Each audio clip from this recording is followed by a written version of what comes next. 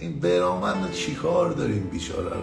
آقا خانه خراب، تو که بدتر از منی خودت، حالا سیکل که داری، حالا دیپلم، حالا یه دانشگاه چی بود اون گفتی؟ فیزیوتراپ بود، چی بود گفتی؟ اصلا بدبخت از این پرسپولیس چیز کرد، خودش گرفتار کرد بابا.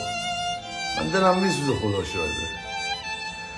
پنالتی رونالدو رو گرفته بود، داشتم میگاییدن هر راننده تاکسی کریس، نمیدونم کجای کریس، نمیدونم چی. بعد یهو اصلا بعد حالا جالبه این از پرسپولیس رفت، یه سری هم که تو تیم ملی طرفدارش بودن اونام باش بد افتادن بیچاره رو. چی کارش داریم؟ بس زندگی بکنه دیگه. حالا این خوب بدبخت نگفت من چه میدونم معتاد بودم ترک کردم، این برگشت گفت آقا من تحصیل کردم دیگه. حالا شاید واقعا دورور شد. حالا این رئیس دانشگاه آزاد خانه‌خواه رو سریع مصاحبه کرد، اصلا میگفت تو این شوهای 300 کیلومتری اینجا اصلا این دکتر مامایی بود فیزیولوژی، اصلا میگفت نیست. اصلا رضا برامند بچه زحمت کشیه.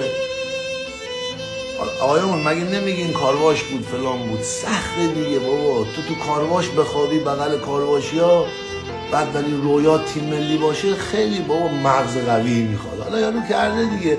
حالا این لابلام اون روزی که پنالتی رونالدو رو گرفت نصف ایران مگه سکته کردی؟ من خوشحالی دیگه. آدم نباید کارهای خوب مردم یادشون بره. الان هم این ضرری به کسی نزده، گفت آقا من درس اینجوری شد دیگه. حالا مجرد نبود، میخواست بره زن بگیره، دروغ گفت، همه بگم وای خواست خواهر منو بگیره، الان چرا به من دروغ گفت که اون گشاد. یارو خودی زن و بچه داره، اصلا خلبانه. حالا هر چی که منظورم باش خوب باشین، تو رو ابوالفضل یکی رو ولش بکنین، زندگیشو بکنه، بذار حال بکنه. این همه زحمت کشید بزنین تو خیابون مردم باش حال کنن، خدا رو خوش میاد، خدا وکیلی میگم. حالا زن و بچه داره،